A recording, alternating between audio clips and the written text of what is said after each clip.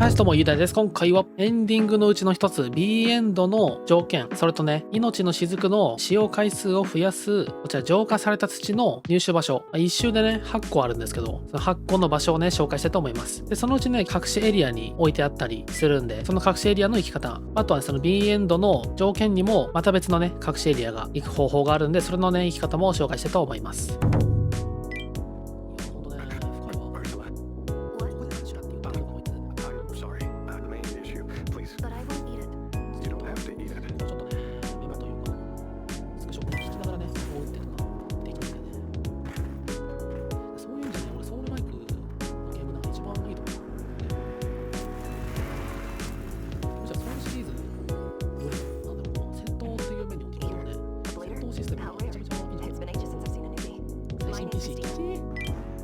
昔の純粋な作品ぐらいまでが一番好きだったな。で、ちょっとね、土が取りたいんですけど、産土。このさ、マジフロム名物、毒沼。こうした毒沼なんで、毒沼エリアを管理したタッチかな。わからんのよ、闇村方式。こ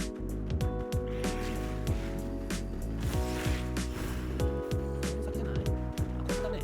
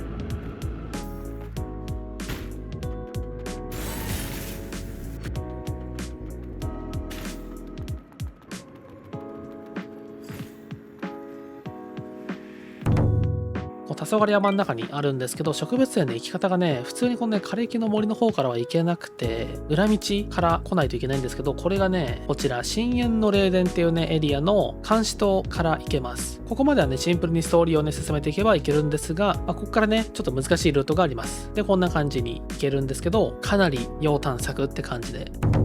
B エンドの条件である土をね全部集め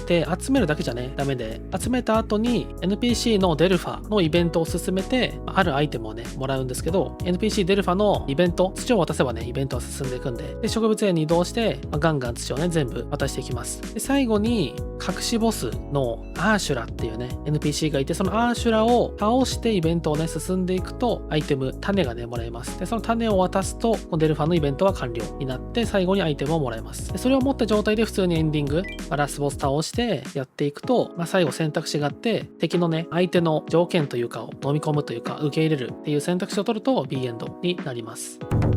ということで、そのアーシュラがいる場所がね、若干分かりづらいんですけど、それがね、こちら、壁外の廃墟のうちの、このね、後半部分の古の機械工場に行きます。で、ストーリー中盤とかね、やってれば、騎兵の狩人に負けたりすると、ここにね、移動したりするんですけど、で、そこじゃなくて、そのさらに後半にまたね、来ることができます。ほんと終盤の方ですね。の組み立て工場とかね、この辺から行けるんですけど、その組み立て工場から行きます。で、巨大ロボットがいるんですけど、ビーム撃ってくる。で、その巨大ロボットをかいくぐったその先の通路を進んでって、左奥の方ですね、奥というか左の方に下ね見ると、若干ねジャンプして飛び移れそうなね土管というかパイプというかがあるんで、そこにねジャンプして飛び移ります。でそこからこうね右の方に降りていって、ドアの方に降りていくという感じで、あとは先進んでいけば普通にボス戦が始まります。で結構ね強いんでね、おすすめはね、前回紹介したね、パリーできる刀とかを使って戦っていくと、かなり戦いやすいかな。1周目とかだったら全然ご利用しできると思うんですけど、2周目、3周目、自分は3周目とかもう倒してるんですが、かなり強いんでね、うまくね、パターンとか読んでパリーしていくって感じでやっていくといいと思います。で B エンドの条件のもう一つ、隠しエリアね、今んとこね、アーシュラの場所、古の機械工場の方の場所とか、あと植物園の場所ね、紹介しましたけど、もう一個ね、紹介してなかったのが、こちら、聖樹ですね。聖樹の庭っていうエリアの中央庭園っていうね、最下層のような場所にあって、ボスもね、いたりするんですけど、聖樹の扉、ここら辺のね、生き方を紹介します。ここ結構ね、生き方がね、難しくて、シンプルにね、アスレチック的な要素があって、降りていくだけなんですけど、こういうね、場所を。ここね、どうやっていくかと。まずはね、ストーリー進めて、これもね、結構終盤の方なんですけど、中央駅に行きます。はい。でまずはね、階段上がっていきます。で、後ろ反転して、エレベーターですね。エレベーターを下っていきます。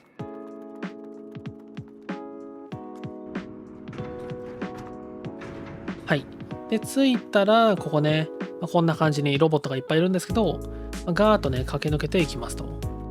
で、そこからね、右の方に反転していくと、下に降りることができるんで、電車ね、中ガーって通ってって、ぐるーっと回っていくと、はい、こちらね、右の方に穴があります。で、ここガーッと降りますと。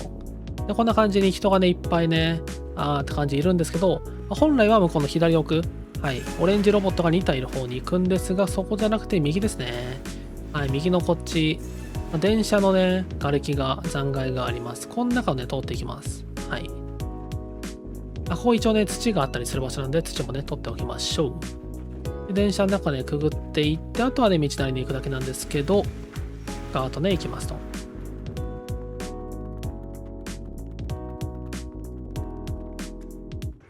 はい。そうするとね、こんな感じに、鉄骨のね、エリア、地下の井戸って場所に行きます。あとはね、ここね、うまく降りていくだけなんですけど、ここなかなかね、むずくてね、